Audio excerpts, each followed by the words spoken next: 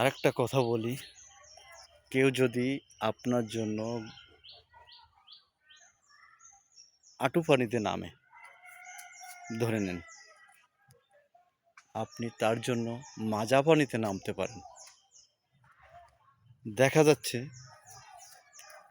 আপনি মাজা পানিতে নামলেন, কিন্তু আপনার জন্য কেউ আঁটু পানিতে নামলো না।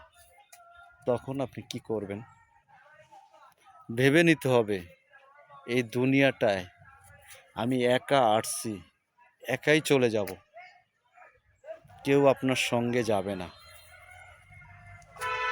ভেবে নেন, আজকের থেকে একা পথ চলেন, আপনার পথ ভালো হবে।